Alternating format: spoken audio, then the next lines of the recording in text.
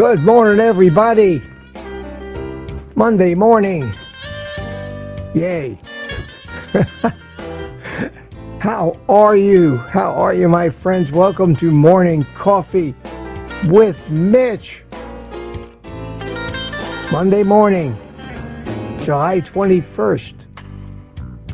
It's been summer for a whole month now. 2 months to go. Wow, wow, wow. Anyway, back to the business at hand. So, my friends, drink it if you got it.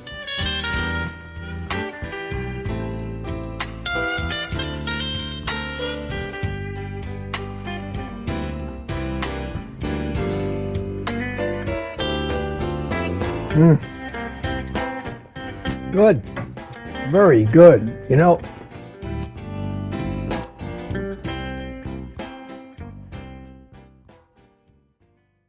last week I wore a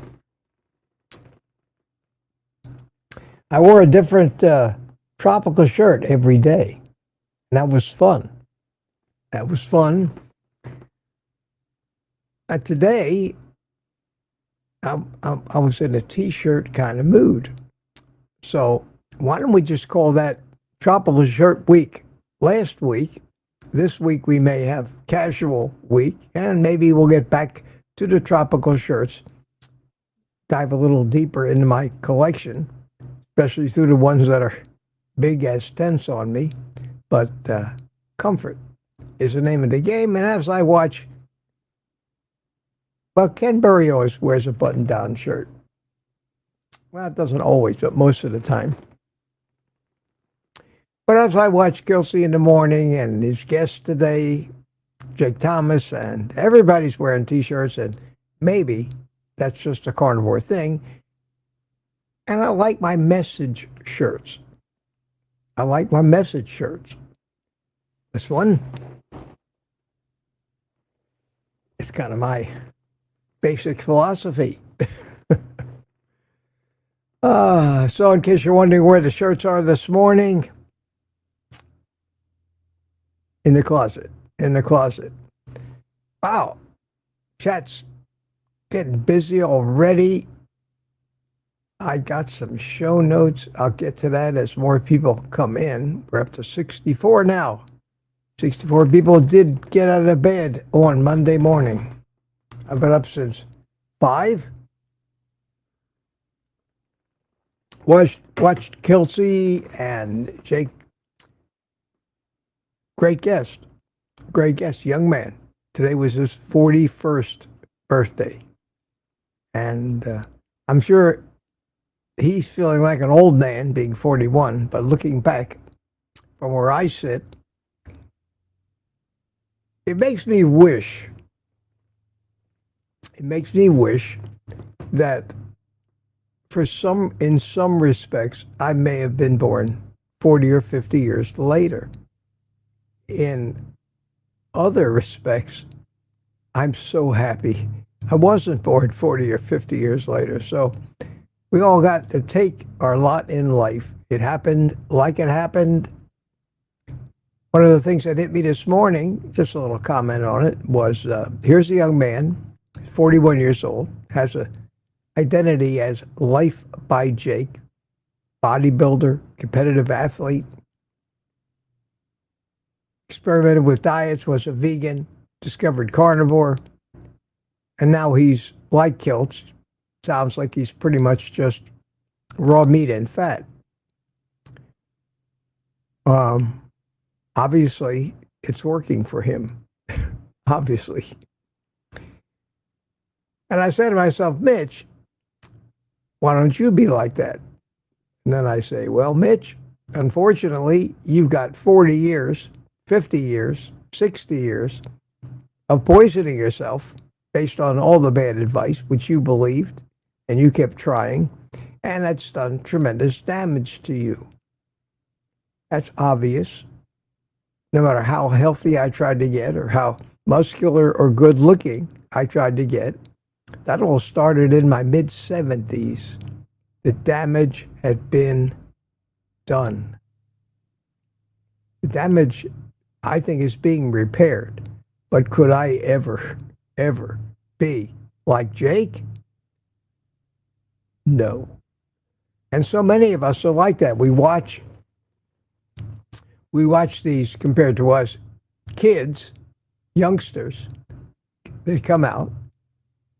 They've discovered great things for their health. They're smart. They're smart. No doubt about that. But they haven't been around long enough to have fallen into the traps and the propaganda that we all have.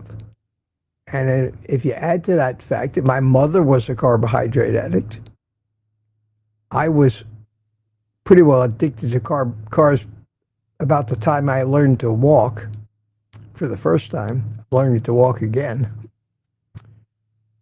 We're stuck with what we have. And this time, we need to make the best for ourselves. And since my audience is mostly middle-aged to older people, we can't be like Jake. I'm sorry. But we can make the best with what we have. And we can, excuse me, we can take another sip of our coffee. We can do that.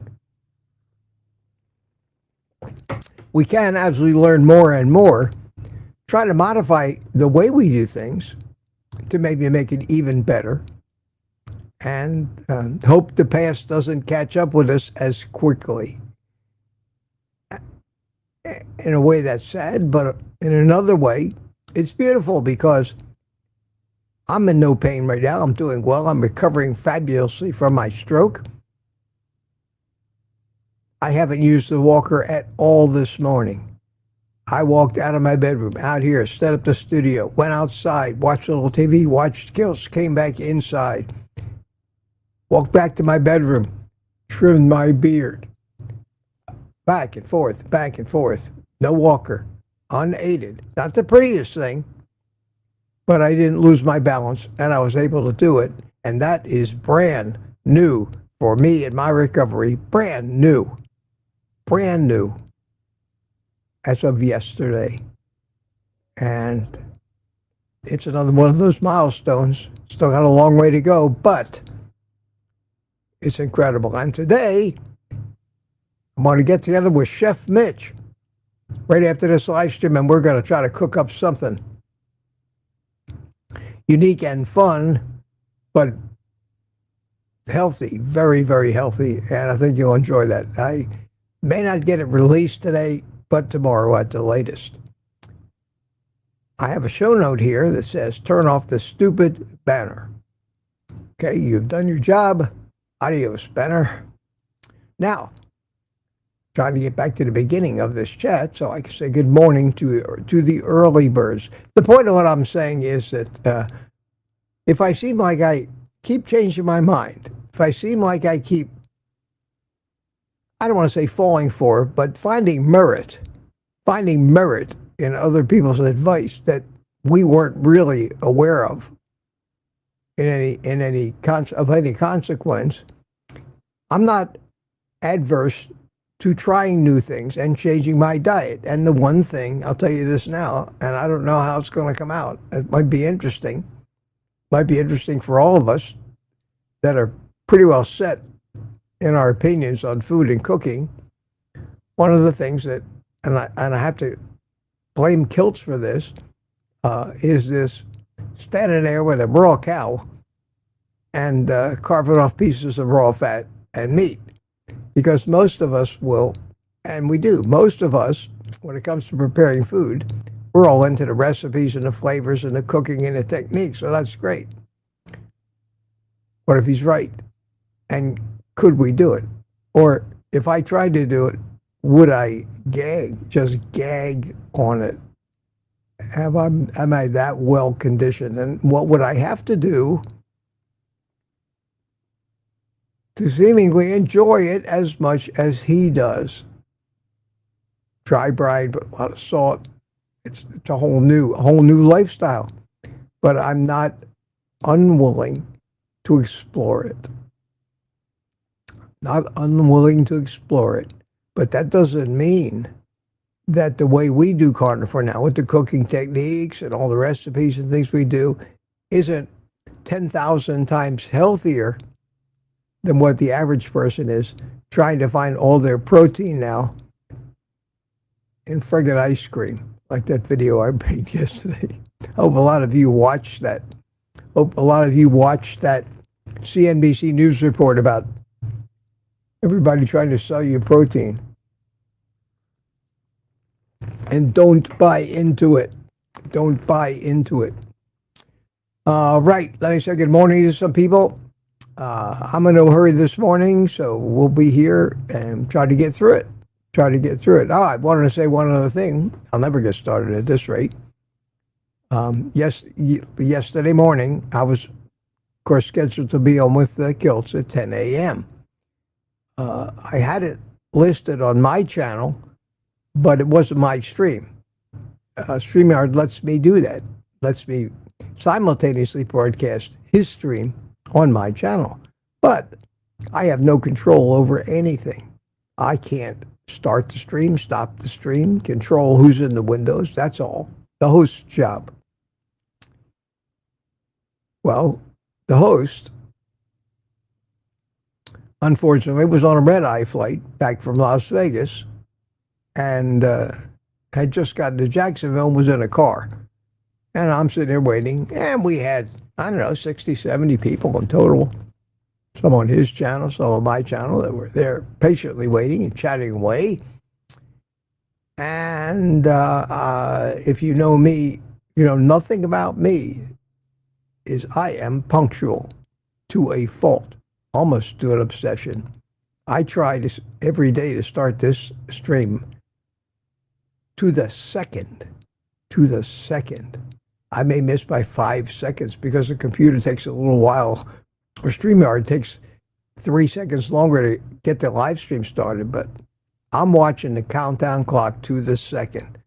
So I'm sitting here and you're sitting here and it's 2 minutes, becoming 2 minutes after, and the thing says waiting for Kilts. And I texted him. I said, Kilts, where are you? Well, he texted me, he called me right back and apologized and said, I just got into Jacksonville and I can't do it today. Here's the guy's been fasting for 2 weeks. And I completely understood, and I hope you do too. If I can understand, because I'm the guy that got stood up, I want you to understand. Kilts is doing the work of 6 people. He's got a staff of people that he relies on and trusts. And Alia is running so much of it. Well, Alia arranged for this stream. She informed Kilts that he had a meeting with me, but he's been out in Las Vegas at a meetup and doing this and traveling and everything else. And I'm sure the old guy here wasn't the foremost thing on Kiltsy's mind. And obviously, Alia did not remind him during all this, and don't forget Sunday, don't forget Sunday, don't forget Sunday. And I can understand, with the turmoil that is his life, it might have slipped his mind. And he was very apologetic, and he actually came on last night, and he did it, you know, it was an interesting stream. It was one of those old-style live streams, and apologized to everybody, and apologized to me, and we'll rearrange it. We'll rearrange it. Maybe I'll have him as a guest on my stream on Sunday. I'll see what he's doing next Sunday morning. That way I'm controlling everything. But still, I have so much admiration for that man after what he's come back from. And he said today on his interview with Jake, he says, yeah, when I was 41, I was basically still a hoodlum and a criminal. Father in jail, so you talk about a turnaround. The guy is a dynamo. I don't think any of us could keep up with his energy. And that's why I look at him and I say, maybe he's into something eating this raw cow. I don't know. I don't know if I could do that even.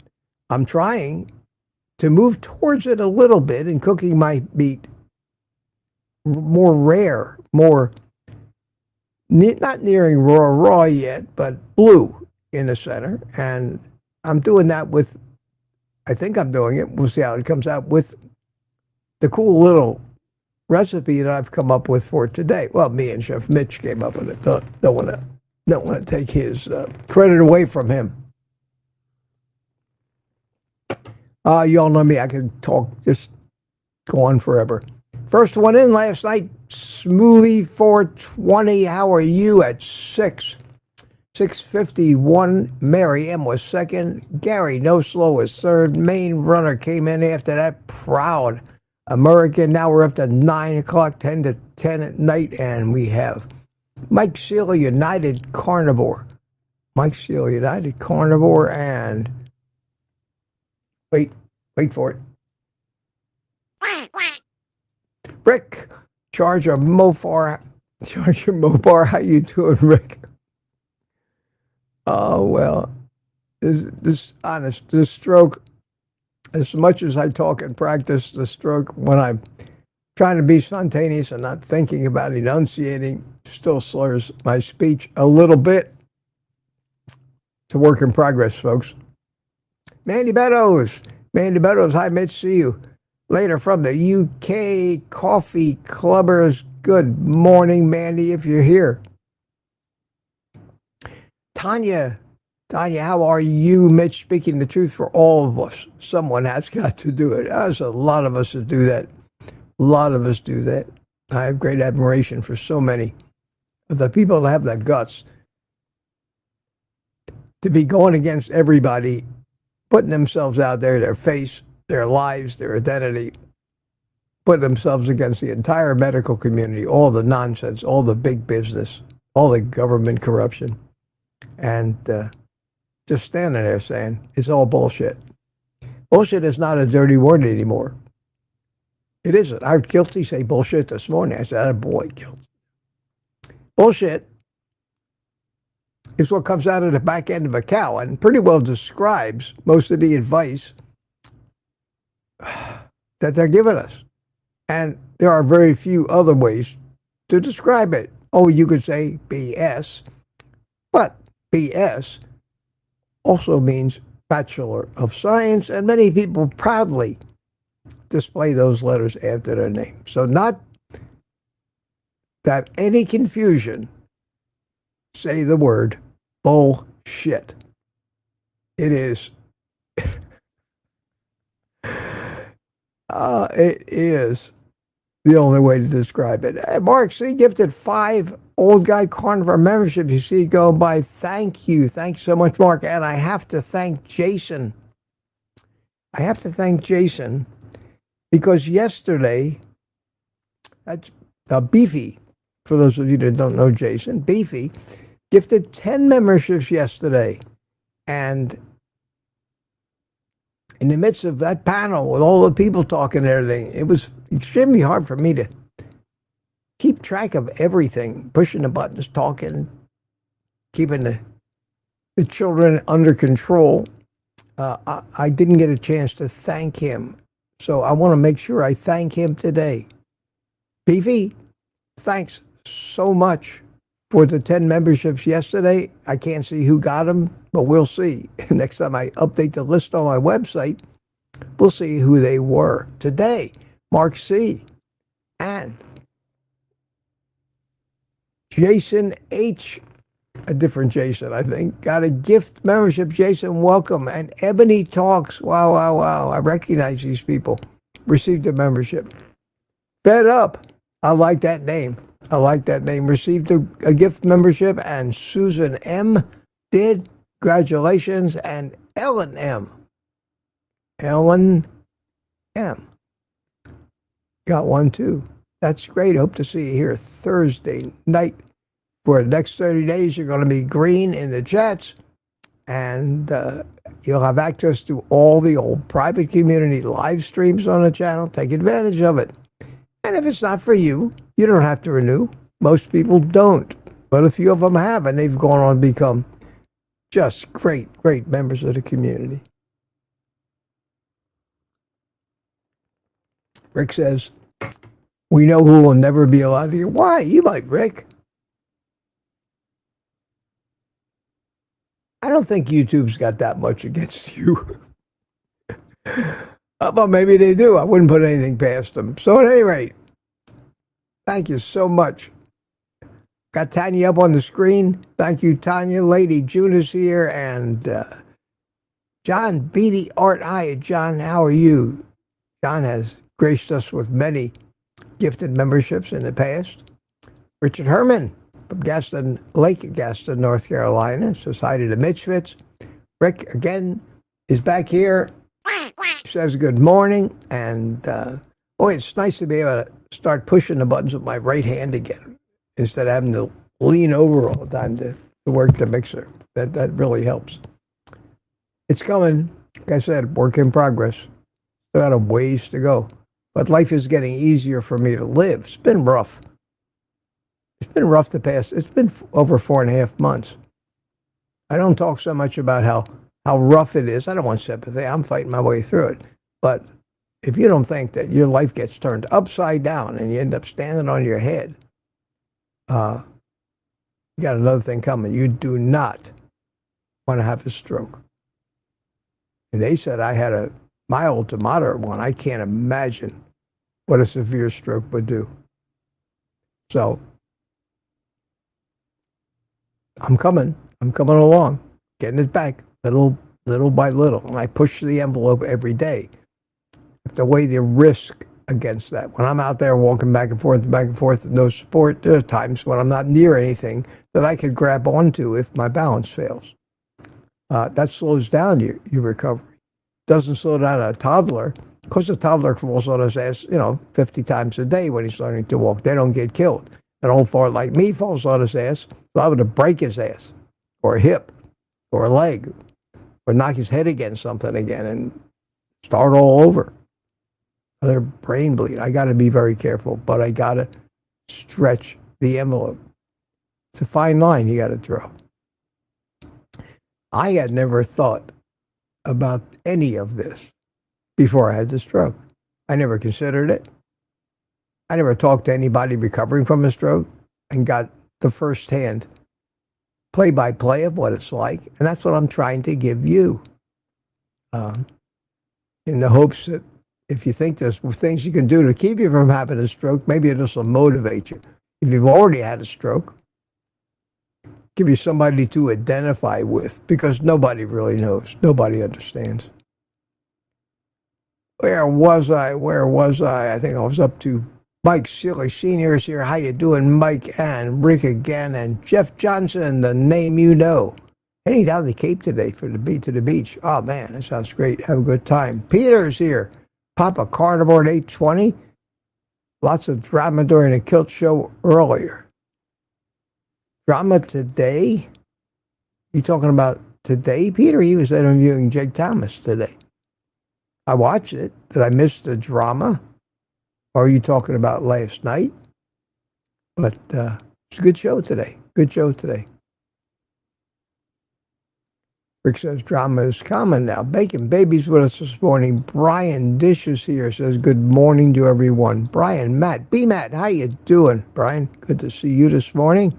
Says good morning. And Smoothie said good morning back here at 8:26 rockin'.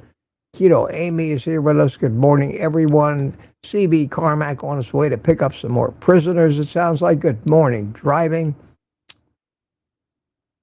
Terry Sue, hi. Hiya, Terry Sue. How are? Good morning, Mitch, and all ya. You too. Ya too. Terry. And Maine Runner is back this morning. How you doing, my friend, up there in Maine? It's another beautiful and cool day in Maine. Enjoy it while you got it. Lori's here. Hiya, Lori. Monday. Monday. So good to me. Wow. Does that bring back memories? Monday. Remember that? Mamas and the Papas. How many of you remember Mama Cass Elliott? And how many of you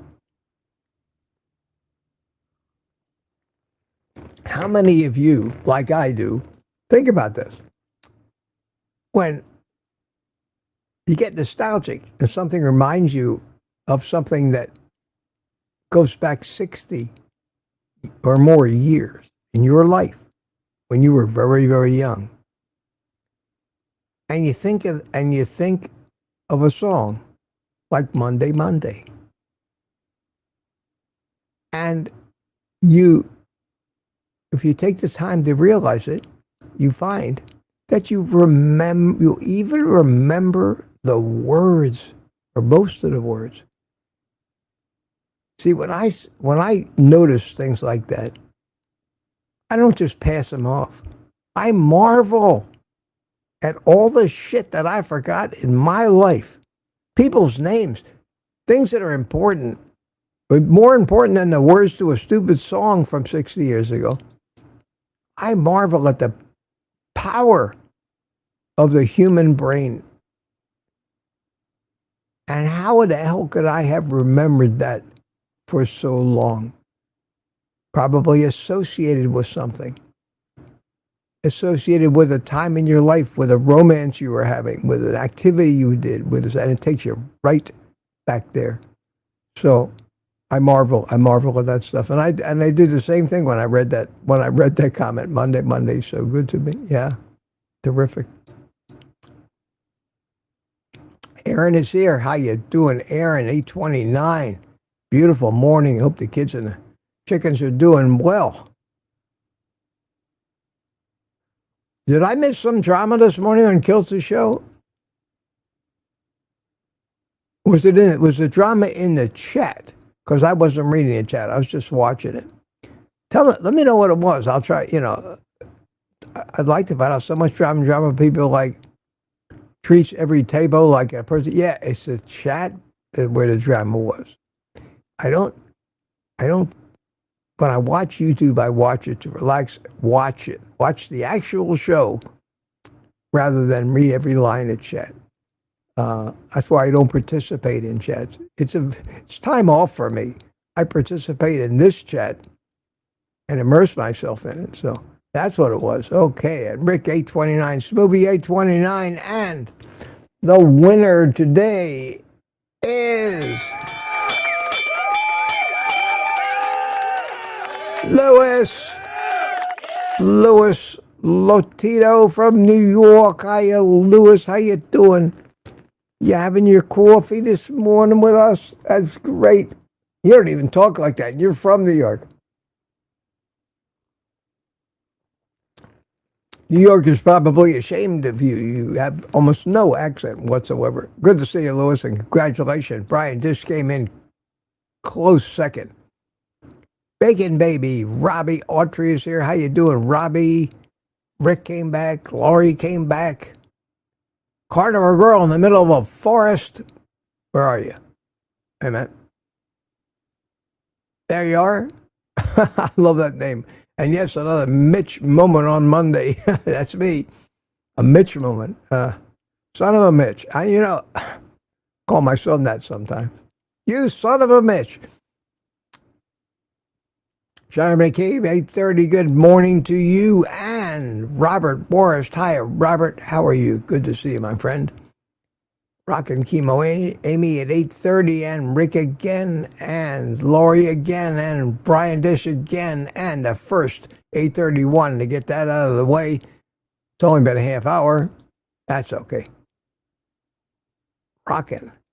Keto Amy, good to see you. I do have, let me say, catch the new people. Carnivore Whisper, Sandy Blythe. Carnivore Whisper, good morning. Lady June is here. Saw Mandy, I think I said hi to Sandy Blythe. I'm pretty sure I did. Tina's here. Hiya, Tina. How you doing? Good morning, Mitch and everyone. And go in a couple of minutes and catch I don't want to call you late arrivals. Go at 8:31. It's not really a late arrival. Peter chimed in again. Good morning, Mitch. Mama Bear is here. How you doing? See you. And repeat. Gary at No Slow. Hiya, Gary. Good to see you this morning. Oh, deep in conversation already. Wow. Doesn't take you guys long. Somebody new, my terrific life. Wow, what a great, good, meaty Monday morning, everyone. What a great handle. My terrific life. Glad to hear that. Jeannie Cav is here with us. Hi, Jeannie. Good morning, everybody. 5:30 a.m. here. That's dedication. Dedication. I'd scroll back down, and it's I had to make sure that chat on your screen is at the bottom. There it goes. It's scrolling now. Okay, everybody saying hello. Patty Armand, good morning. Good morning to you. And Sealy, 8282, good morning to you. Welcome, everybody. Deborah Wisegal is here with us.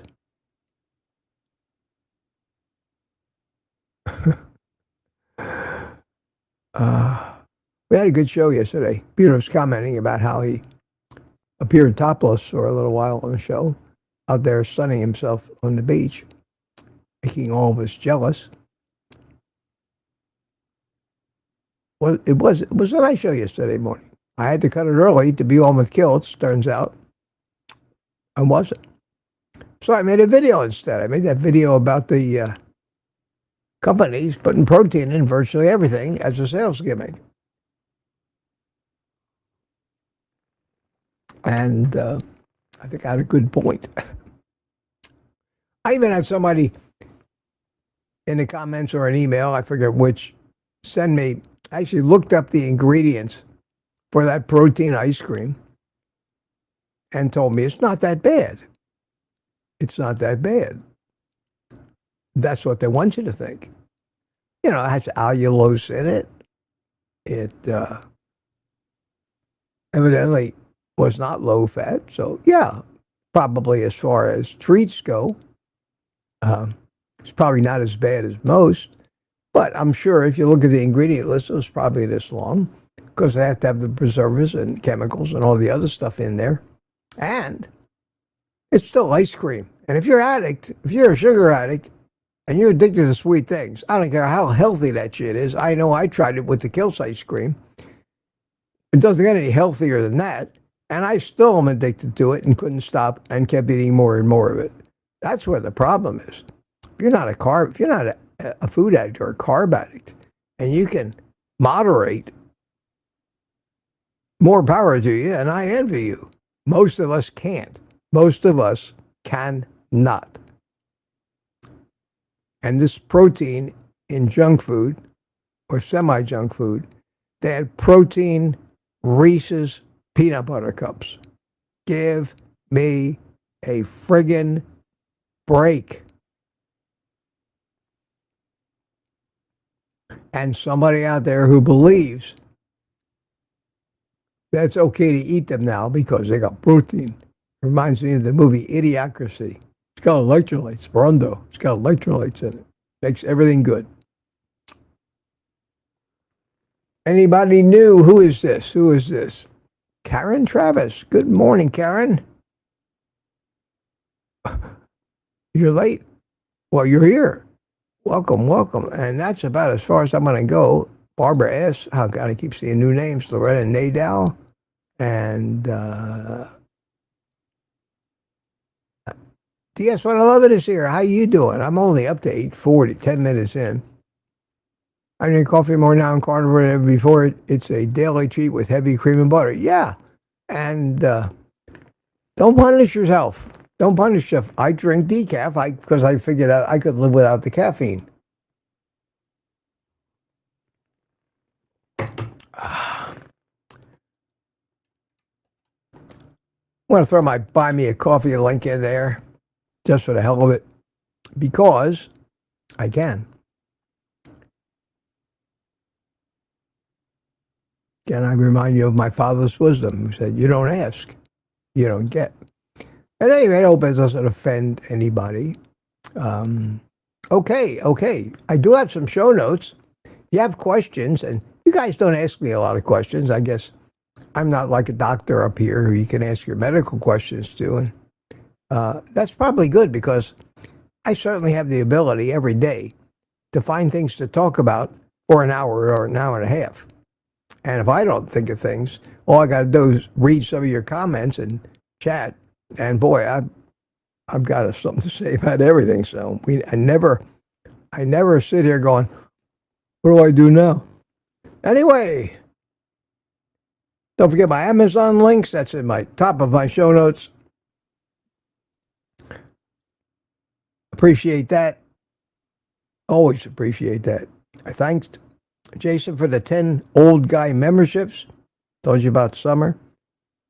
I talked a little bit already about should I eat raw fat? Too late for me. I think about that. I'm thinking about it more and more as I watch Gills, and I've listened to his logic about it, and some of the things that he says that everybody says, "Oh, he's an idiot." That's not true. Well, remember we talked about critical thinking. And that's the result of critical thinking, to admit maybe everybody is wrong, because we've discovered, like everything that was called a conspiracy theory in the past 10 years in this country and demonized by everybody saying, you're a conspiracy theorist. That's not every single one of those, without fail, has proven that it was a conspiracy after all. And we're so propagandized and fed so many narratives from so many biased people, especially the media and the news people, that we take this stuff as fact now. And when we doubt that, anybody comes along and doubts it, they're a denier, they're stupid, conspiracy theorist, maybe kills us onto something. You think? I don't see everybody eating cows raw now, but maybe he is on to something. I don't know, but I can't fault his logic and his thinking. Can't fault it. I come up with other contraindicated things that maybe there's a benefit in cooking our food, but that's what critical thinking is. You're always weighing one thing against the other, or a compromise of both. But to just say, well, everybody knows if you eat raw meat, you could get a disease from bacteria. And God, they tell you, make sure you cook your meat to 165 degrees because otherwise you're going to get... Well, maybe all that is complete and utter and total BS caused by bad science, conflicted studies. You have to look everywhere for answers. So I am giving him a lot of credibility with that raw meat stuff. We've all heard it before. We've heard a lot of people talk about it. We usually dismiss them as lunatics. But that's what having an open mind is about. And not just sticking to your ideology or what you think you know, but exploring these other ideas. Because if they're right, and if there's a way that we can start to maybe move towards some of that and improve our health, don't we want to do that? I would think so. That's why things are really never static. Well, that keeps us from getting boring as well. So anyway, I didn't have a lot of show notes. I kind of already talked about all of them. So ask me some questions, and I'm going to check out the chat here and see what's going on. Did I want to talk about anything else? Yeah, I got my chef costume over to the left of me. And 2 cameras are already in the kitchen. And this is going to be a little different. So, and hopefully it works. Every time I make a cooking video, just so you know, it's not a tried and true old family recipe. It's me with a harebrained idea. This might work and accomplish this or that. And be fun to do. And that's what I'm doing today. And it'll be the first time I actually probably splatter all kinds of grease and shit on my pristine white jacket and have to figure out how the hell to clean the thing and whether I got to send these to the cleaners. And I want to keep this up, though. I need to get 3 or 4 of them so that a couple of them could be in the dry cleaners all the time. I may as well just get a job in a restaurant and be a chef. I remember because I owned a restaurant. Believe me, I know what it's like in a kitchen. It ain't pretty. Maybe a black chef jacket would be a better idea, but just doesn't look the same. In fact, somebody told me that my black hat and my white jacket don't match. Well, I know. So what I got? I have to buy a white hat now? All right. Who's chatting away? Who's chatting away? Everybody. Peter's out for his walk. Peter's out walking. And hey, Thomas is here. How you doing, Thomas? Good to see you. Good to see you. Everybody's saying hi to everybody else. I am reading the chat, even though it's 9:11 and this chat is at 8:42. So I'm not a half hour behind yet, but pushing it. Main runner. Good for you, my friend. And 2.3 miles this morning. I'm so proud of myself for just being able to walk from my office to the bedroom and back a couple of times this morning. But I miss that. I miss that. I miss being able to get out there for an hour and walk in the morning, get the sun.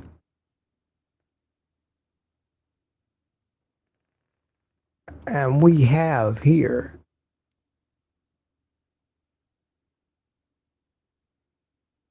who is this from? It is from, can't tell, because, maybe I can't tell. No, I don't want to do that, because if I do that, it'd be messed up. I can stretch it out a little bit and see who it's from. Mandy Beddoes. Mandy Beddoes. A $2 super chat. Thank you. Thanks, Mitch, for sharing your journey. Keep going. Keep strong. Thank you. Thank you, Mandy. Very nice of you. Now I have to shrink this down so it fits again in the area that I have on the screen. All right, that'll work. Thank you so much for that. Thank you. Appreciate it. That'll come up in my other chat here in about a half an hour, but I thought I'd address it. It's hard to miss those big, colorful backgrounds they put on a super chat, which is why a lot of people do it. Because if you're anywhere near the computer as a host and it's in your peripheral vision, you can't miss these things. And that's why on these really busy streams like Ken Berry's, the only way to ever get a question through to him is to get your super chat in like right away, early, and the more money you give, the brighter the color, ending with red. And if you want to attract somebody's attention, I would do that.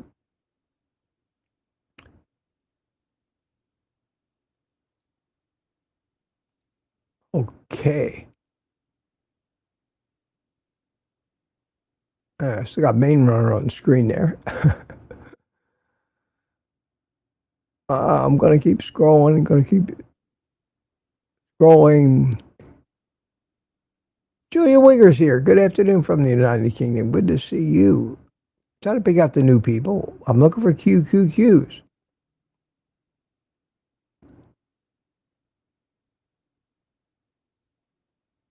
You're talking about punctuality now.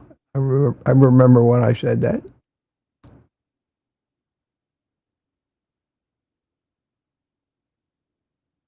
Carnivore Girl in the Forest says, Kills is killing it. I can't wait to meet him this Saturday. Oh, great. Yeah. Yeah, he's a trip. He's a trip. Don't try to keep up with him. Wear you right out. Yeah, he's a great guy. He's a great guy. And he just never stops. Never stops. And he's got so many things going on, both in YouTube and in business. He's associated himself with healing humanity. He just never stops. And he's a great guy. And he's becoming a really, I consider him a friend. Although we don't talk all that often or get together all that often, but he's in my thoughts, and I hope I'm in his thoughts. Great guy. Nelson, same way. Wow. What a guy. What a guy. And we all come from less than ideal situations as far as our health goes. And we're all getting up in years.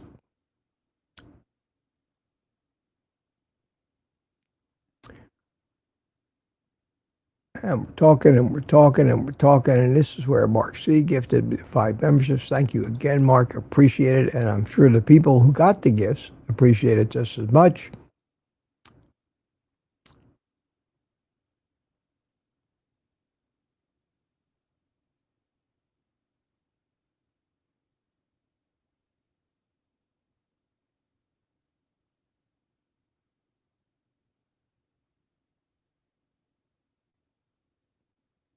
Trying to read them.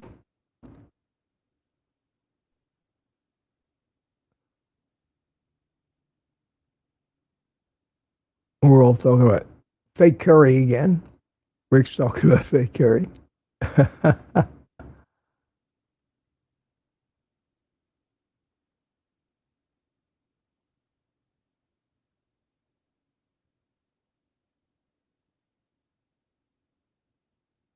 Wow, wow. Something about me, finally. Hey, John McCabe, Mitch recovers from me. Thank you, Sharon. Thank you so much. I'm reading all about everybody else here, but sometimes I feel superfluous to the chat. Maybe I just put on a little music, you know. Now, let's see what we got here. Maybe it's just, how about this one? Let's see.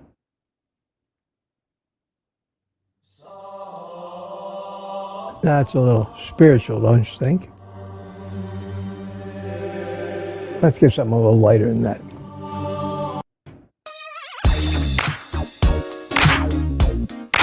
Now, a little too funky. What else we got? Oh, that's nice. I put a little music, kick off my shoes, give you one of these, and and drink some coffee and let you guys chat up a storm. It'd be easy. It'd be easy. I'm kidding. I'm kidding. I like to feel like I'm important in this process here. Marla Kelly's here. Hiya, Marla. How you doing? Good to see you. And this is somebody I don't recognize. Cindy DeManch. I think I may have seen that before. Good morning, Mitch and everyone, she says. Good morning to you, Cindy. Welcome, Ernie Earnhardt. That name, Earhart. Earhart. Ernie Earhart. California Dream. Boy, does that name sound like a NASCAR driver, doesn't it? Ernie Earnhardt won the Daytona 500 yesterday. That's cool. I like that. Lori Weisel, still here. Mama Cass. Now that's a voice. Oh, Mama Cass Elliott. She was something. And she died young. Because she was not in great health, unfortunately. Because she bought into all the same shit that I bought into when I was young about dietary advice, what was good for you and what was bad for you. And I remember low fat. I blame low fat as being the most harmful advice the human race has ever received. And a subset of low fat, of course, was low saturated fat. And the advice that if you're going to eat something with fat, you had to replace the saturated fat with the seed oil based stuff, the margarine, the Crisco shortenings. And they made a big deal out of it. And that's all you heard about. That's all you heard about was, and people back then were smoking like chimneys. Oh, everybody. Everybody was smoking. Everybody had a cigarette in their mouth all the time. They were healthy as hell. And I think about this, about the absurdities. They were healthy as hell, eating all the foods that are supposed to kill us, smoking like crazy, and still The majority of them were very, very healthy. Yeah, people got lung cancer and things, but not a lot of heart disease from smoking. And then they come out and told us how to be healthy and told us to ditch the animal fats and the shortenings and all that, and the red meat and everything, and fat. Don't eat fat. And everything became low fat, like what they're doing now with adding protein to everything. The food companies took over, capitalized on this madness, and killed most of the American people and shortened the lives of everybody we knew and loved. And today, or for the past couple of years now, we're just finally waking up to this. They don't want to let go. They don't want to let go. Frugal Peppers Garage and Garden question. If you want to talk to someone who has had a stroke, I've had 5 to 6. My last one was a double. I've made a 90%, 95%. Wow. Good on you. Good for you. Hope you don't have any more. That's my goal. And, wow, I can't imagine that. I don't know how debilitating they were or how long it took you to recover. Every story is individual. But congratulations, man. You come back for something like that. Lewis mirrored my thoughts about Kiltz's stream this morning. I didn't see any drama. Was it in the chat? That's the conclusion I have it. And Thomas said it was in the chat. Ah. And Peter says, yes, the drama was in the chat on Kiltz's show. Okay, now we know that. Somebody tell me, what was the drama about? Because I still don't know.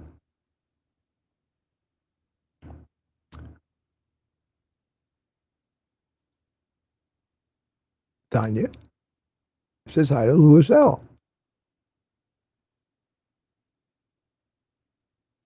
Louis, turncoat, how could you?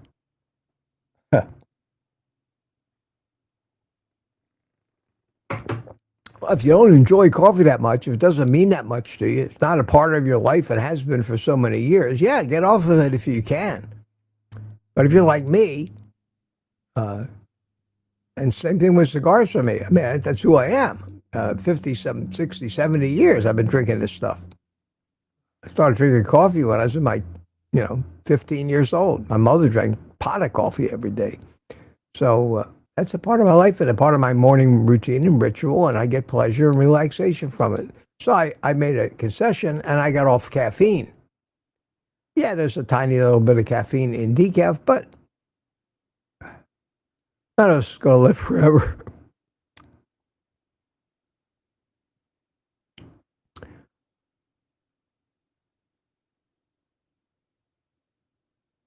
Amy says she can't get to bed early. I listened to the last 10 minutes while I was still in bed.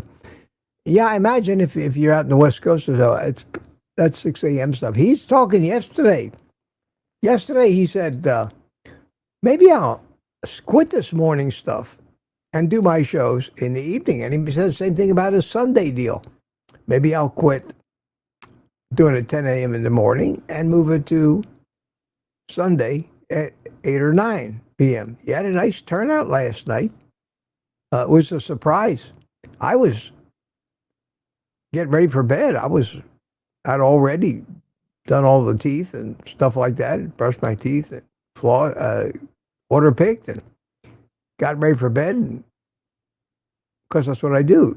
Between 9 o'clock and 9:30, I usually end up crawling in bed. And even though all the experts say, and blue light deniers say, don't watch TV before bed. It'll keep you up all night.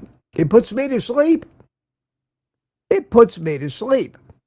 So that's my daily ritual. I climb into bed, turn on the TV, and I see if there's anything interesting to watch. And when I can't keep my head up anymore because I keep nodding off, that's when I turn the TV off and go to sleep. Well, Kiltz is on. So I said hi in the chat, but then I put the chat away and just watched it. Just watched it. And it was one of his just interacting with the crowd and showing off that big steak. And he was a little bit punchy last night because he had just come off 2 weeks with no food. And he's been traveling and he'd been stressed and he was tired. And you could tell, but he was a trooper. He was still there and still sharp. So running 5 different live streams at the same time between Instagram and the KMT and everything else he does.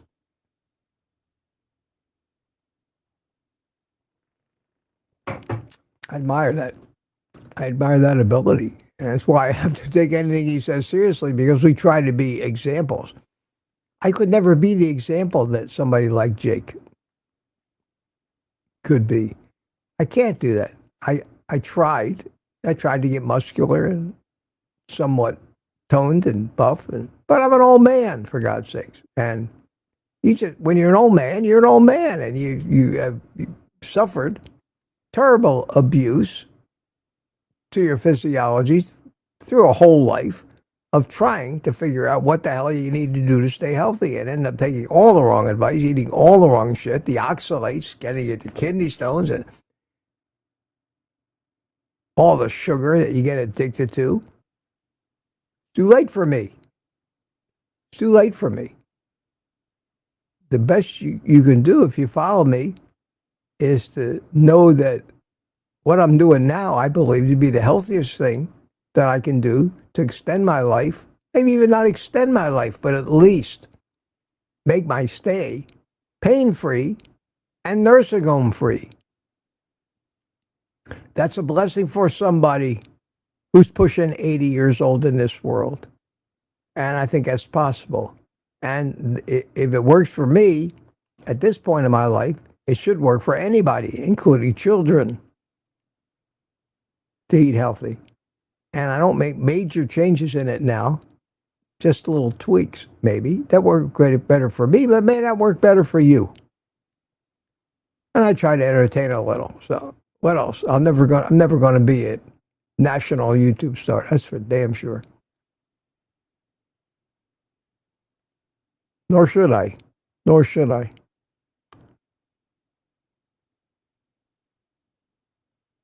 What is this? Hey, Trench. CLT in the house. Okay. CLT. I don't know who that is. Should I? Here's Beefy. How you doing, Beefy? I thanked you. I thanked you earlier for your 10 memberships yesterday. Thanked you publicly, and now that you're here, I'll thank you to your face. Sorry, I forgot you. It was a mayhem yesterday. I was worried about getting there to be on with kilts. I was on time. I was sitting there for 10 minutes, logged in, ready to go. And it said, the host will start the show shortly. And it never happened. So thank you. Thank you. Thank you for that.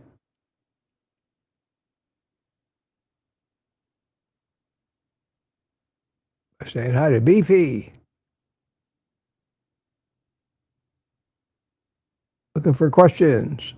The last question wasn't really a question, but I do want the QQQs if you want to make a comment to bring to my attention.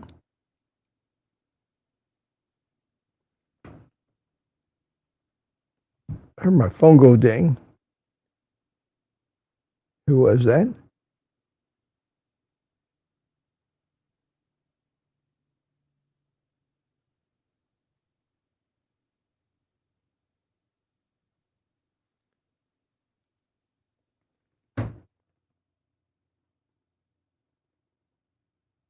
Okay. The thing I need to deal with right now.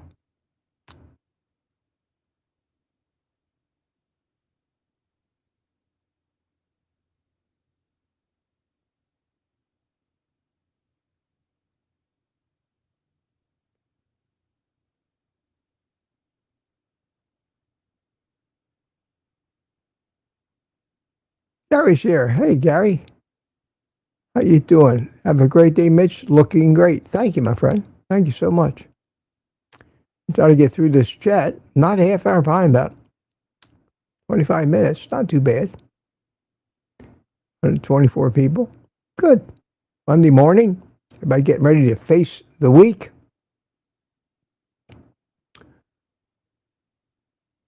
Hey, everyone. Some questions. Brian Dish. Mitch, do you think part of the health issues are coming from the industrial revolution and all the pollutants? Yes, of course. Of course.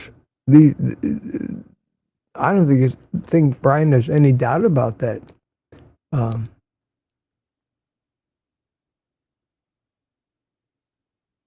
People, the Industrial Revolution has given us so many chemicals that end up everywhere. Right now, it's said that 99% of the world's surface area is covered with microplastics. That stuff's not good for us. It was never there earlier. And then there's the water pollution, toxic chemicals, car exhausts, my cigar smoke, you name it. The Industrial Revolution has also given us some good things. Without that having happened, there's no way this world could support 10 billion people. It just couldn't. So we had to have the industry to have the population explosion we did. We had to have the shit food that could be mass produced. And companies had to have a reason to do it, and that is make money. Or starvation would have kept the population way, way down. If you study anthropology and archaeology, based on the evidence that we have that pretty well is indisputable, it's not just somebody's theory, it's actually a fact. And we dig up more things every day and have more facts at our disposal. And you chart the total Earth's population of humans, of our species, Homo sapiens, and factor in all of the different outside influences, like ice ages, volcanoes, continental shifts, because the world has been changing under our feet for millions of years. Let me see if I can find something. It's interesting. I'm going to make a video about it, but I'll maybe preview it a little bit here. Let me see if I just emailed it to myself so that I could have it. Here it is.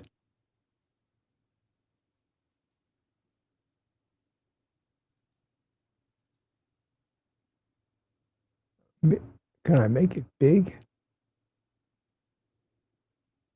Hang on a second. Let it download. Sorry, guys, don't mean to. Should be prepared. I didn't mean to talk about this today, but why not? Why not? It comes up. There we go. Hang on. Almost there. Okay. Want to make this big?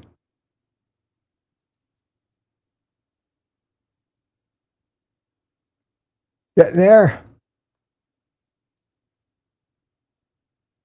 Okay. You ready? Here we go. This is probably one of the most fascinating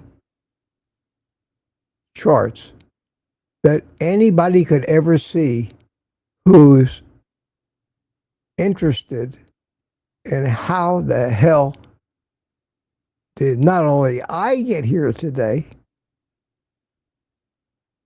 but how come the world is like it is today from all the evidence that we've discovered in the last 100 years or so, 200 years.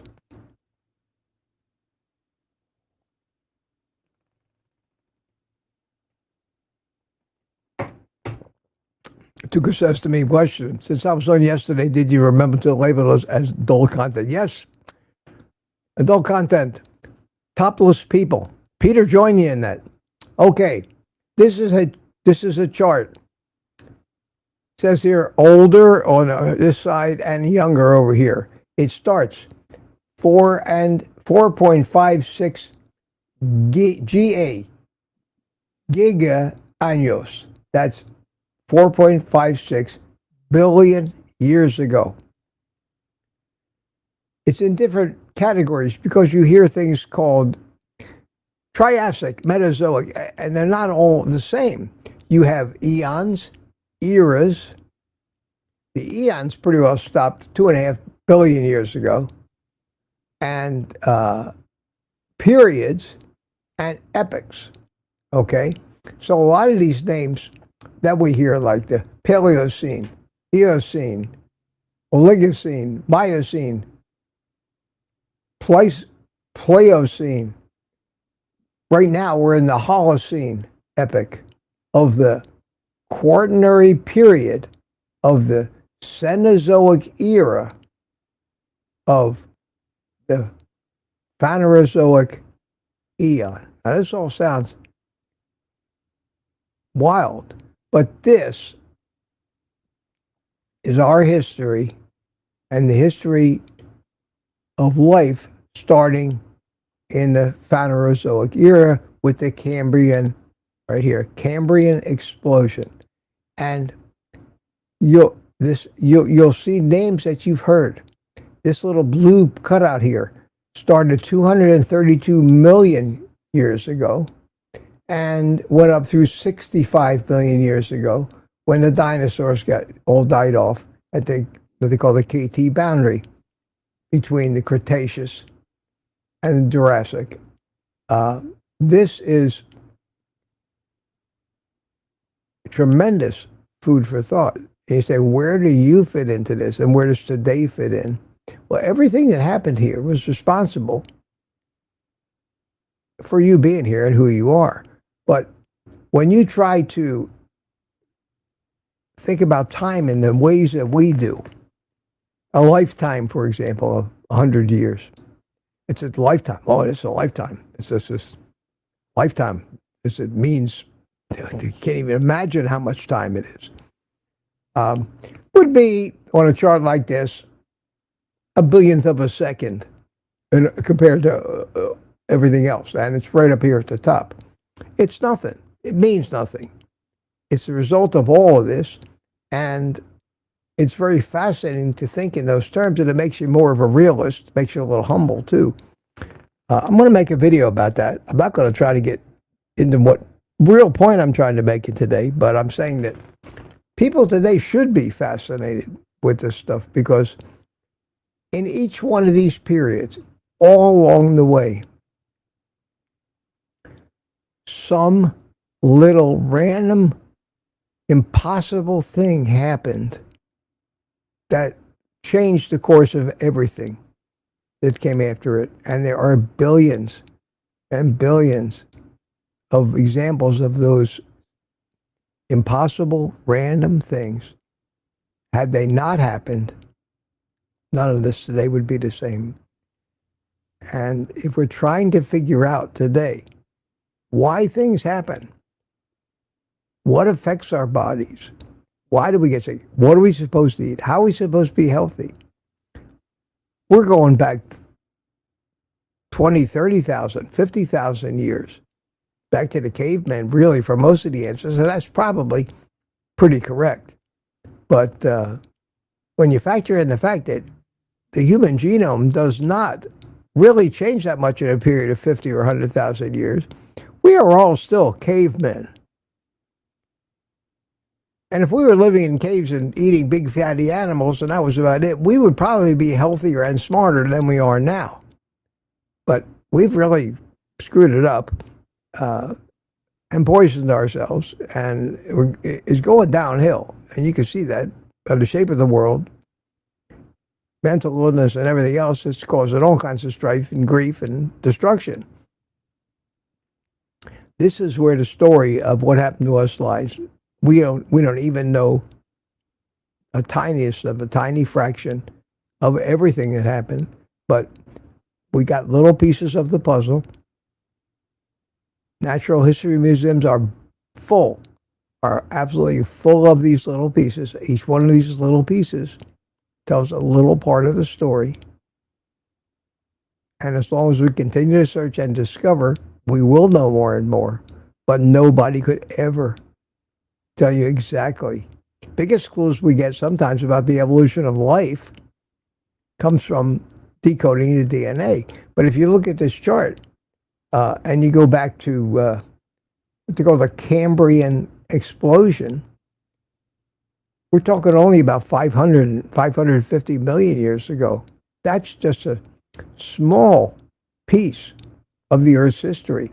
Life on this planet in the Archean eon, the first life, the Archaea, goes back 4 billion years, where something just started to reproduce. Some very simple single cell thing, nothing that we would even think of as life. More like just slime on a rock. And we all come from that. We all come from that. Everything is built on what came before it. There are no branches to the tree of life that hang out in midair, unconnected to another part of the tree that eventually leads back to the root. And that root, and the point of this, that root of the tree keeps experiencing near extinctions and has to start over from where it left off with the few surviving things that are still living. And in the human race, they call them bottlenecks. Our most recent bottleneck was not very long ago, 10, 15,000, 20,000 years ago. And we were down to, they estimate, to a total population of the whole world of somewhere in the neighborhood of 1,000 humans. Think about that. Think about that. So, 20,000 years ago, there were only 1,000 humans. Now there are 10 billion. All, without exception, unless there was somebody hidden away somewhere that we didn't count, or lived all by themselves in some rainforest in Brazil, and that's possible too. We're pretty much basically all descendants of the same survivors of the last bottleneck. And not to get too esoteric in my descriptions, but if you've ever heard of the Fermi paradox, which basically explains why we haven't seen aliens yet, and why, indeed, there's a logical reason why we might very well be the only intelligent life in the galaxy, because of the odds of something else happening like it happened on Earth, which are so astronomical, they far exceed the number of planets, stars, and everything else. The Fermi paradox relies on this kind of thinking, and the fact that it is so unlikely that life evolved to intelligent life on this planet. The odds are so stacked against it. They're so astronomical as to almost approach infinity, that we're so unique that it's not likely mathematically to have happened anywhere else in the universe yet. Fascinating stuff. Fascinating stuff. Again, if you like to think, if you like to wonder, that's the kind of stuff you think about. If you don't like that, you think about which one of your teams might win this weekend. Or both. I get off track. I go down rabbit holes. Haven't scared you away. This is what I do now. I don't have much else that I can do. Used to love flying my drones, but I can't fly my drones now. Because you got to get out to the place where you fly. It's too active for me, and my right hand is not recovered enough for the precision I would need to fly them. So something else I can't do. So I end up sitting here pontificating and wasting time. Well, what else? What else we got to do? Let me see what you guys are doing.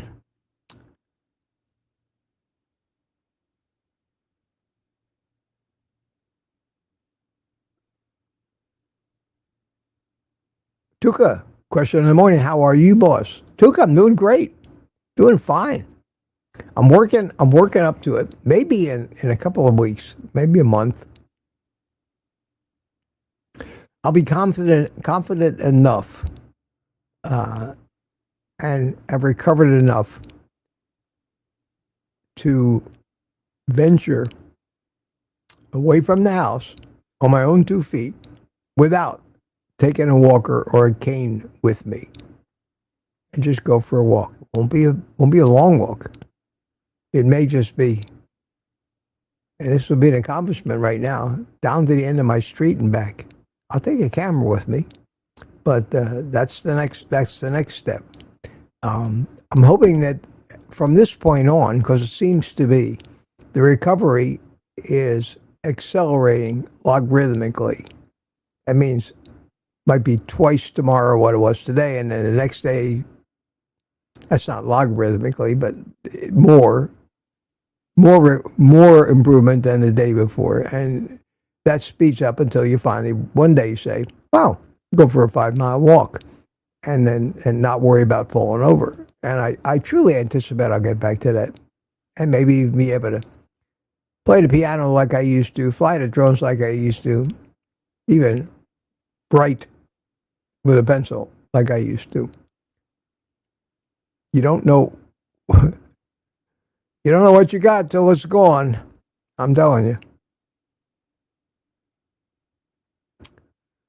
Mama Bear sent me a video, and I'll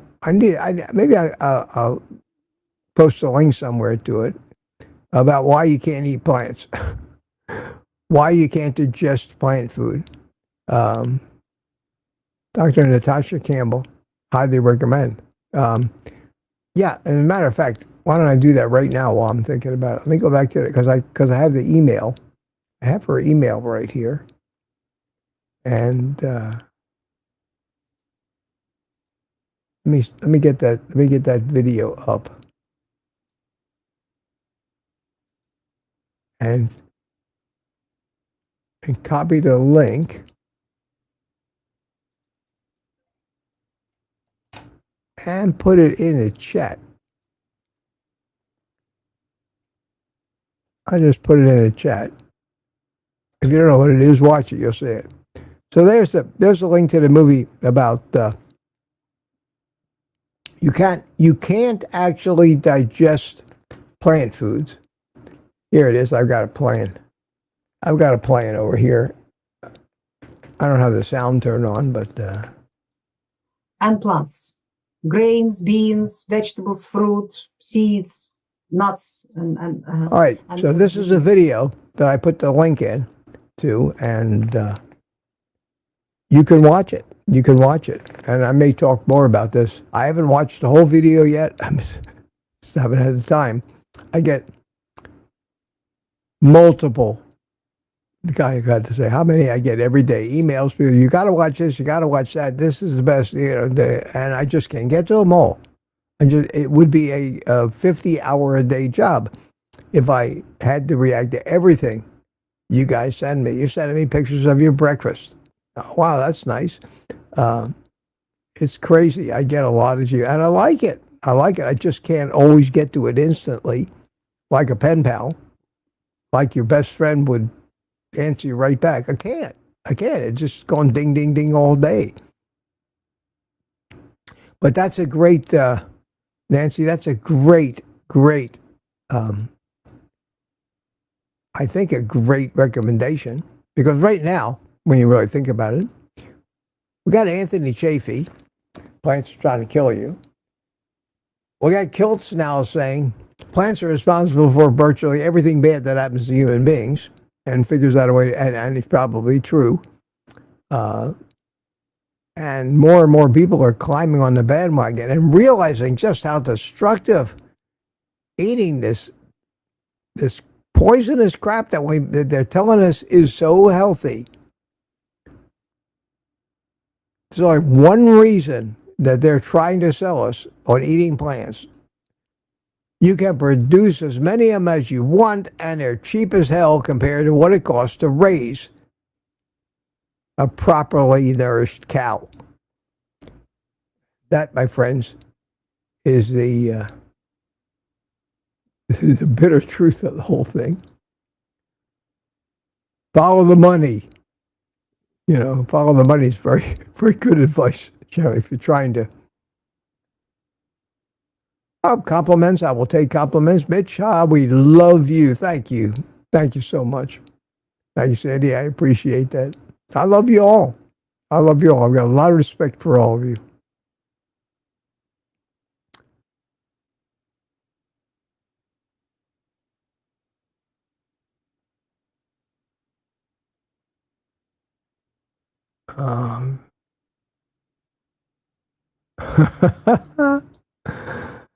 At times it was perfect nap time. Didn't you just get up? Or are you talking about something else? It's hard to follow. Hard to follow all the threads of the different conversations. 9:24, still mine. Here, QQQ popped up. Why keep the coffee without the caffeine? I use the coffee delivery system for caffeine. Well, H. French, that may be a great reason for you. If all you're interested in is the caffeine and that's all that matters to you, give up the coffee. Give up the coffee. If you can't find any reason for yourself to drink decaf, don't. Everybody's got their own reasons. Coffee means different things to different people. We all have different habits. We have different addictions, different histories. We get different pleasures from different things. We like different kinds of music. Some people love acid rock, heavy metal. It makes me cringe, makes my brain hurt when that shit's going on. I like contemporary jazz. People say, wow, that's not music. Because I know music. I know music theory. I'm a musician. And when these old jazz musicians go off on and riff on different things, I understand every note of what they're playing and why. And that's meaningful to me. And I find that pleasant. Why I find it pleasant, I just do. So, yeah, that's true for coffee or anything else. If you don't have a reason, don't do it. Doesn't mean that everybody else is like you. I don't like to drink alcohol. God, it makes me a very unique person. Do I run around and tell everybody who's drinking alcohol, I don't like alcohol, so you shouldn't like it either? No. Yeah. Yeah, Terry says she watched Kills last night. He was hyper. And the raw meat. That wasn't raw meat. That was a quarter of a cow he had there. Holy mackerel. And one thing that I think of when I watch Kills like that, I say to myself, well, that's great, Kelsey, but I can't afford to eat steaks like that. I just can't afford to pay $20, $25, $30 a pound for a 3-pound steak. That's $90, $100. And I have to get it from some ranch and get it to me and get it shipped in. So I have to buy, what, a whole cow or a half a cow? And then I got to worry about how I'm going to keep it. I can't do it. I got to rely on the best that I can find at a Sam's Club. And most of us are like that. So it's great and it's something to shoot for. But it's not attainable for most of us. Most of us have to figure out a way to do this the best we can within our means. Not just money, but fit it into our lives. We pretty much have to give up our entire social lives to do this. We can't go to parties where they're eating sugar, not if we're addicts. So, yes, none of us can do everything that everybody else suggests. We have to figure out a way to adapt our lives to it. And that's what I try to do. And the way I live my life is going to be totally wrong for so many of you and require you to give up so many things that might be important to you. Like a social life.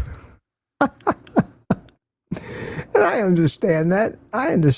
And all I can do on my YouTube channel is not dictate to you what you need to do, but to show you what I'm doing and tell you why it works. And somehow if you can adapt even a little bit of that into your life and make it better, while keeping some of the things that you just can't get away from, like the fact that your kids don't want to hear what you're doing, think you're crazy, and will not stop eating ice cream and crap in front of you and trigger your addictions. You have a choice. You have to throw them out or live with it. Figure out some way to live with it or some compromise. Like, listen, kids, this is the deal. Anything outside of your bedroom is a no junk food zone. If I see you become a parent, if I see you eating junk food anywhere where I can see you, other than behind your closed bedroom door, I'm going to take away your allowance. And if they're older, I'm going to take away your car. And if they're really older, says, I'm going to throw you the hell out of my house, even though I love you. And that's tough love for you. Sometimes you just got to stop doing everything for your kids. And if they're hurting you, you got to say to yourself, wait a minute, how do I keep my own children from ruining my life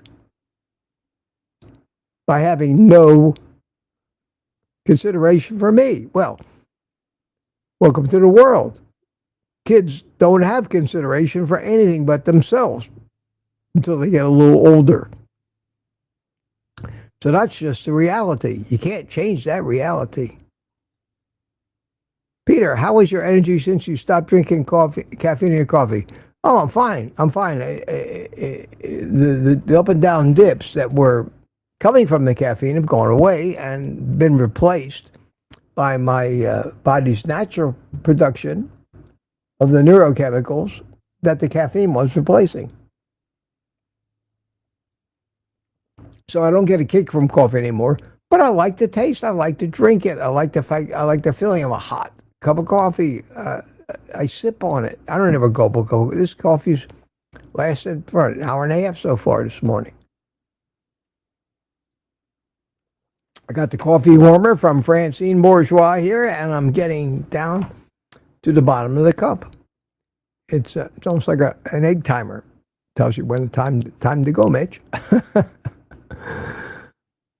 But I want to try to get it all the way.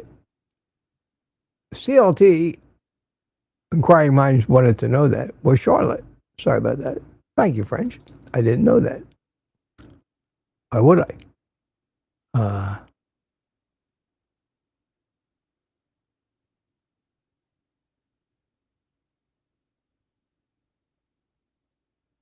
Okay, got it up here.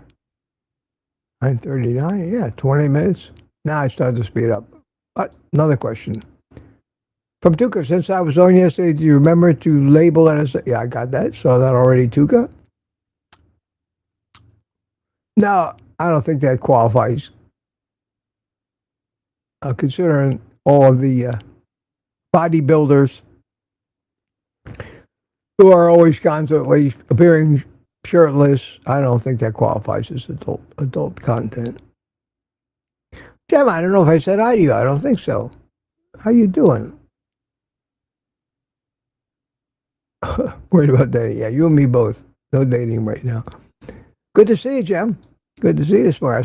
I saw you on Kilt's, commenting on Kilt's stream last night, saying nice things about me. Thank you.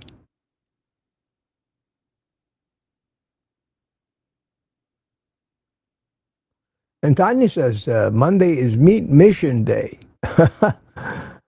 Okay. Peter got done his walk, and the day has officially started. Scotter is here with us. Good morning. Morning, bacon and eggs. Today, I start 2 days of my intermittent lion, and I'm sticking to that. And so far, I like it. I'll be talking more about it, but and I'm going to be coming up with what I think are guidelines. So there'll be no doubt in anybody's mind that when somebody tells you that you're not really an intermittent lion because intermittent lions don't do this or that, because somewhere they think somebody wrote down a decree of enforceable rules like carnivores don't drink coffee because they come from a plant. Yes, carnivores do drink coffee. Depends on whose definition of carnivore you go by. Kind of like why religion is so confusing. Something might be a sin in one religion and not in another. Cultures are like that. In the Arab countries, women can't be seen in public with their face exposed, according to their religion. Other religions think that's absurd. So you can't just make a blanket statement and say, well, you're not religious. You're walking around with your face exposed. Well, that's bullshit. According to who? And there are so many damn different definitions of both religion and diet that I don't think there's a single human being on the planet that actually conforms 100% all the time to any of it. So I'm going to make the rules, because I invented it. Oh, the power. What you basically have to do to be able to say, I'm an intermittent lion. What diet are you on, Mitch? I follow the intermittent lion diet.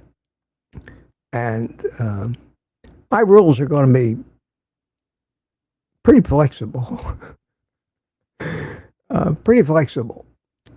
Just about any carnivore will certainly qualify. But we're going to allow coffee. Many things. Because none of us is perfect and none of us is going to. We don't even know what perfect is yet. We're still finding stuff out. So lighten up. That's the whole purpose of this exercise. Just lighten up. Find something that works for you. So I'm not done talking about this, but it's not a chance to talk about it anymore in the past couple of days.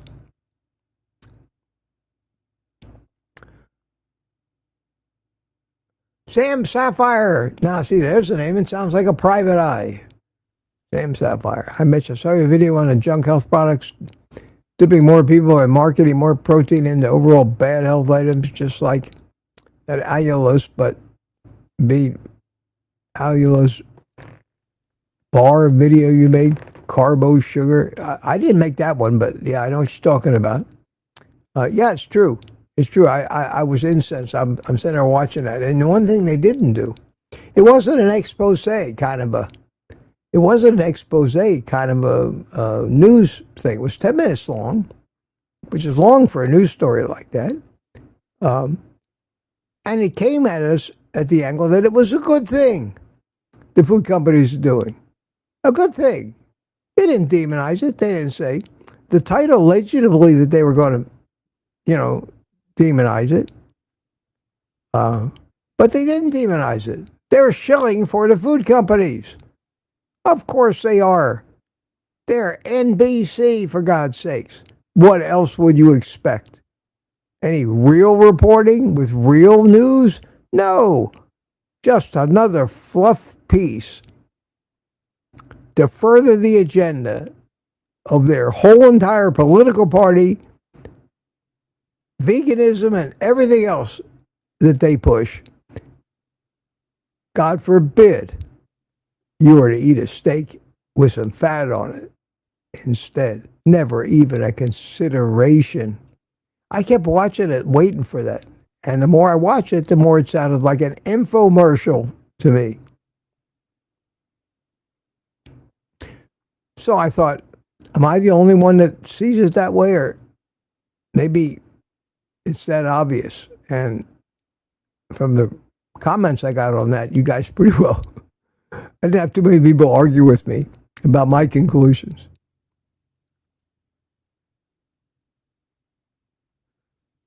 Sam Sapphire says, what is y'all's favorite butter? Well, I can answer that real quick. Mine is, if I eat butter, I eat Curry Gold, Irish butter. It's good stuff. I'm not a big butter eater. I could eat more of it, but I don't.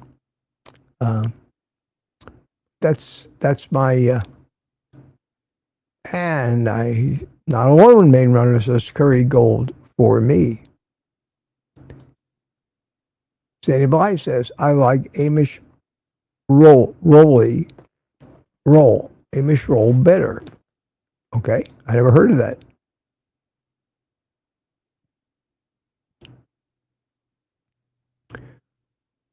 Even, any butter is better than margarine, that's for sure.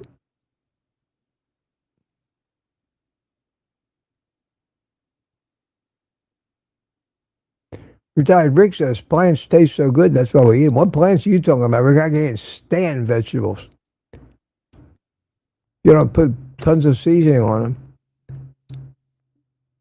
What allure broccoli has is beyond me. I tell people, if you know, a cheaper thing might be just go out in the forest and munch on the trees. I don't get it. I can understand any plant matter that's full of sugar. That's a different story. Fruit, things like that have a great taste. But most vegetables, carrots, broccoli, Brussels sprouts, cabbage. But I'm sure, like I just said and explained, that's just me. Rick, I'm sure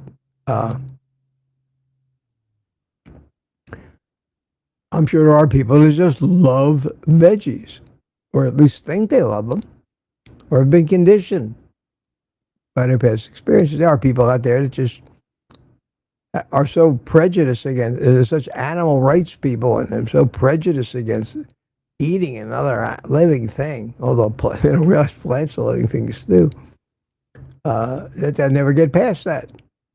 We are all different. Gemma says, when are you going to play the piano again? When I get to what I consider another level, I've come a ways since the last time I did. I don't want to overdo that. People don't come to my channel. Go watch Bella, Steak and Butter Gal. She's a real pianist. Me, I'm a hunt and pecker. Darcy says, talking about Kiltz's big steak. I pictured that steak on the grill. He had to chew that fat a long time. It grossed me out. See, this is what I'm saying. We're all preconditioned. It may be. Well, you all know the expression, it's an acquired taste. We can acquire taste for things. I acquired a taste for black coffee long ago. First time I tried it, I didn't like it.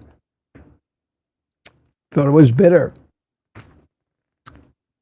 Needed that cream and sugar. Needed all that fat in there. Needed the butter in it. Needed the heavy cream. Coffee was basically a vehicle for me to consume fat and sugar, as is in most cases. And Starbucks has perpetuated that with all these foo-foo coffee drinks that they have that don't even resemble coffee. They all do it.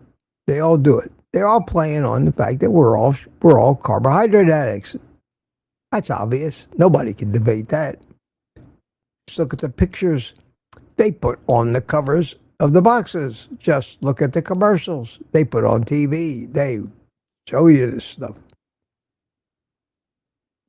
Food photography is an art in itself to make this stuff just look that much more irresistible. And they do. And we're deluged with that, barraged with it, day in and day out. We don't stand a chance unless we retreat from that. And again, that means almost having no life.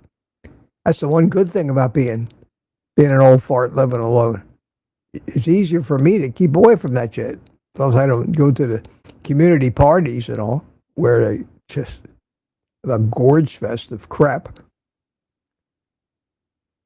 But the good news is they wash it down with a more than adequate amount of alcohol.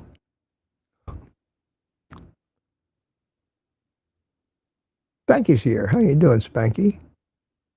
We're getting near the end of this already. 9:56. Yeah, about 15 minutes. We'll get there. As long as you're still here, I'm in a hurry. I'm in no hurry. Bill Cook's here. How you doing, Bill? Good to see you, Bill Cook 411. There you are. Said hi to Terry Sue. Oh, we're winding it down here.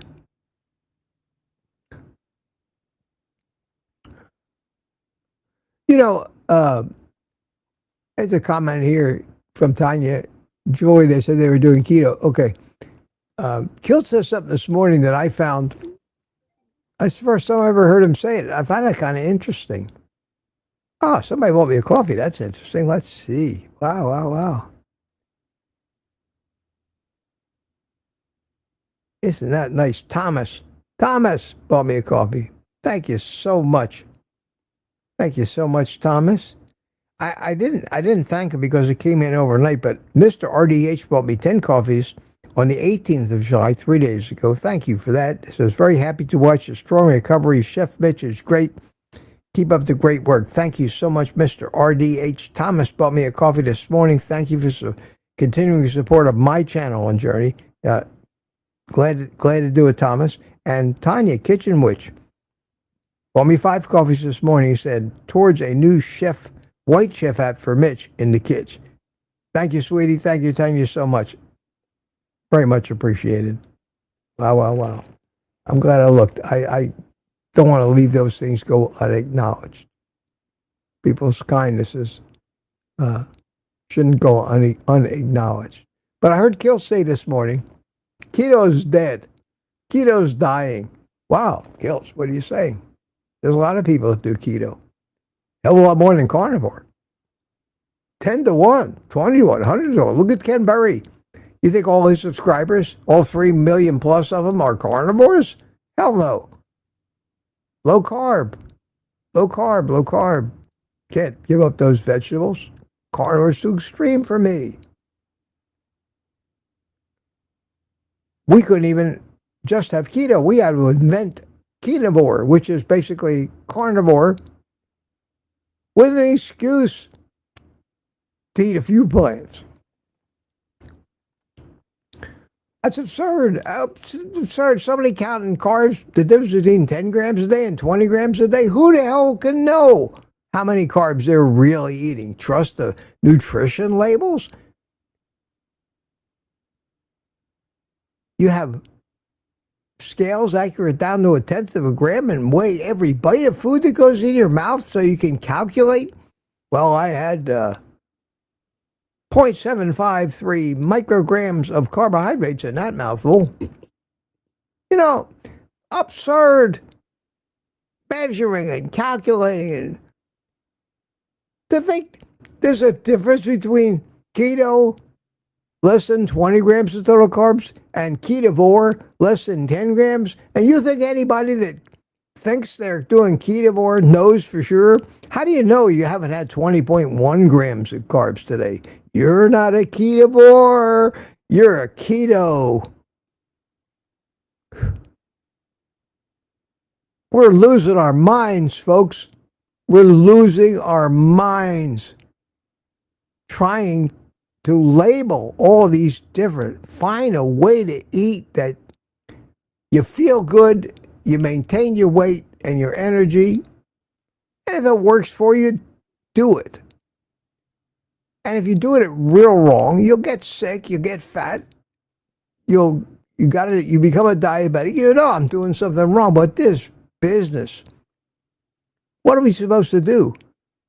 Try to figure out some way to force the schools to serve kids raw animal fat only? It'll never happen. Not in this world. And the best we can do is do what we can do for ourselves. But if it's not pleasurable, we're not going to continue to do it. It won't be sustainable. It is absurd. It is anal retentive is what it is. I won't live there. And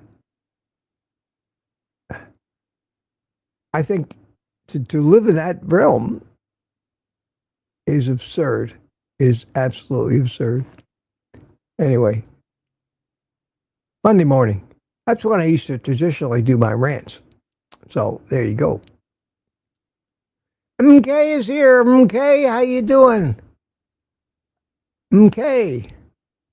I'm an intermittent lion without coffee. With my new definitions, you could be an intermittent lion with coffee, without coffee. It wouldn't make any difference.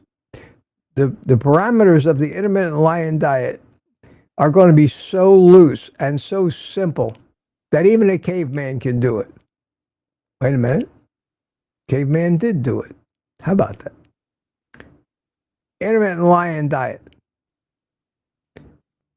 I've been decided on the numbers. It's going to be very, very simple. If you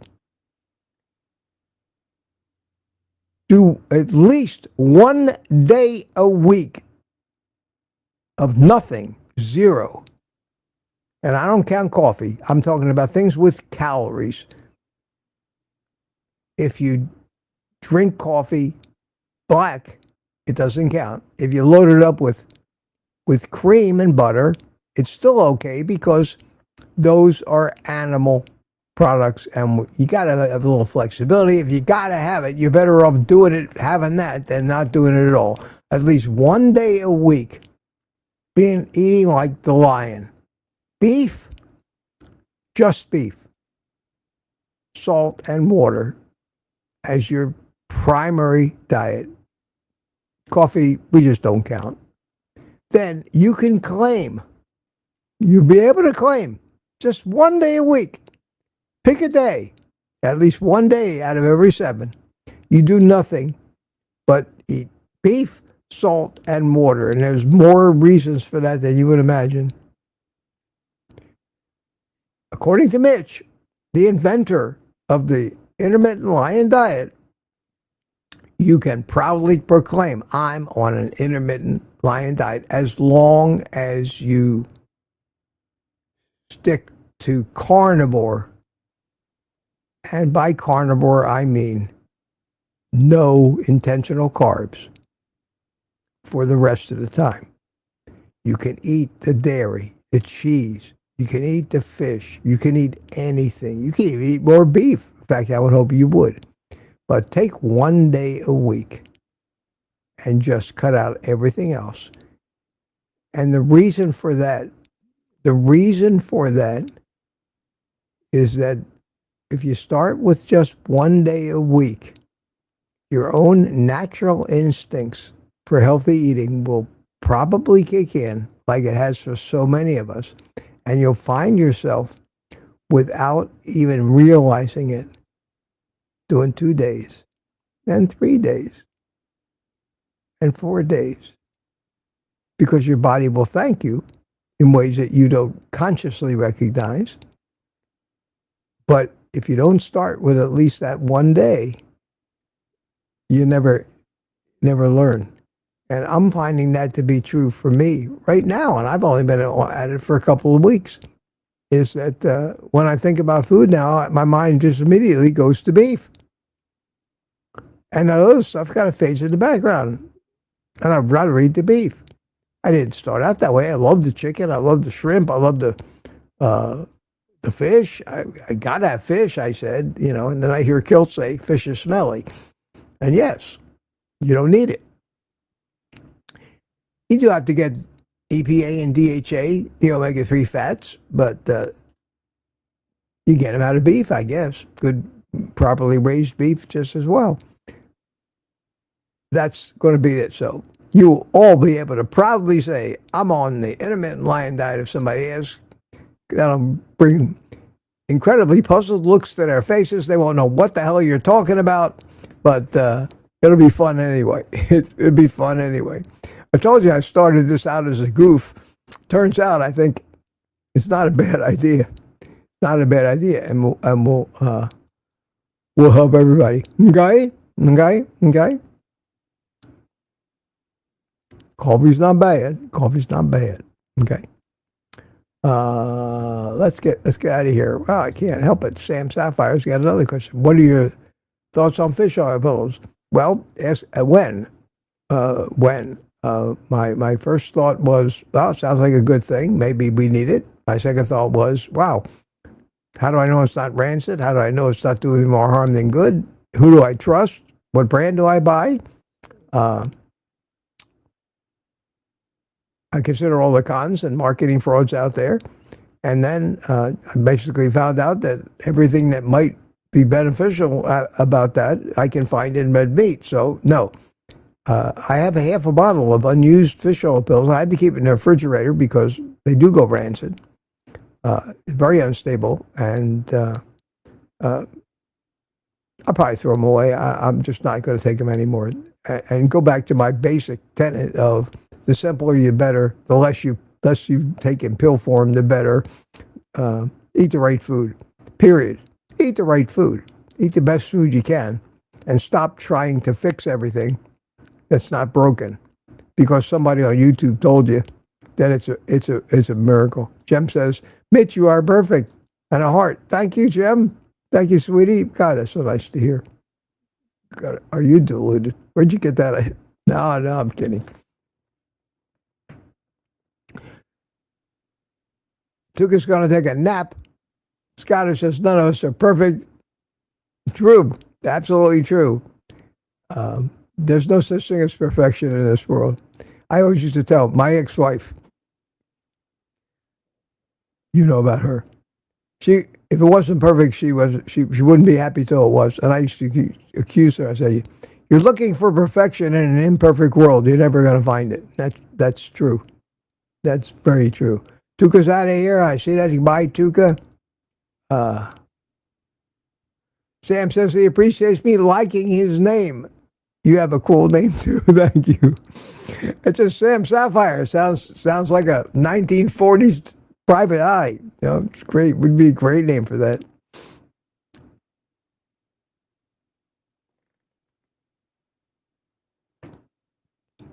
You guys chat faster than I can get to it. I'm still 20 minutes behind. Okay. We're coming up on 2 hours this morning. Chef Mitch is waiting for me. If I miss something, I try. Again, remember, every single word that comes out of my mouth, without fail, is my opinion. And I'm not claiming any of it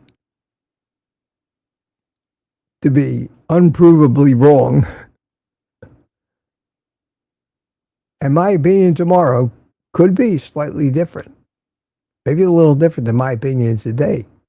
Because my mind never stops. And sometimes it improves or changes any conclusions I'd made the day before. And we all should live like that. We all should be, that's called open-minded. Very few people are really open-minded in this world. Like I said, most people are rigid, anal, hiccups again. Got the hiccups. Excuse me a second. Got my electrolyte drink here. All right. Just made it this morning. It's full, 40 ounces. It will be gone by the end of the day. And it's still going to be ice cold, too. Well, people are getting tired. I see the attendance is dropping. I'll take a subtle hand as Mitch. Maybe it's time to go. I'm going to go down real quick here to see any more questions pop up. No, I'm at the bottom of the chat, and it's Ricky. I made it. We'll get out of here by 10:30. How about that? I see what says. Terry Sue says, no. Smoothie says, a mind is like a passport. It won't work unless it's open. True. But very few people have open minds about anything. Ricky says, have a great day, everybody. Super. I had a ball today. Been a great Monday morning. I feel great. I'm getting better. I'm as good as I need to be right now to be content, happy with my life, and I think that's the best we can all hope for. I keep trying to simplify things, and at the same time, I seem to be making them more complicated. However, it's okay. It's great seeing you all this morning. Great to see you. I'll see you be back here tomorrow morning again at 8:30. I don't know if I may get that cooking video done today, but I'm not going to rush it. So if it comes out tomorrow, it'll come out tomorrow. Thank you for the coffees. Thank you for the super chats. Thank you for the gifted memberships today. What else? That's about it. Everybody saying goodbye. Lady June, Rick says goodbye. Rick, give you a final quack quack for you. Good to see you. Thanks for coming as usual. Rockin' Keto Amy says goodbye, everyone. Jim at 48 says, fun, bye all, love you, Mitch. Back at you. Rick's talking about cleaning his garage. Never ends, does it, Rick? Smoothie says, take care, John. Take care, everyone. Be safe. Sam Sapphire. Bye, Private Eye Mitch. Yeah. Nah, I'm not a private eye. And that's it. Everybody else to say goodbye. That's great. And I am going to end this in the same old way and tell you to take the rest of the day off and eat meat.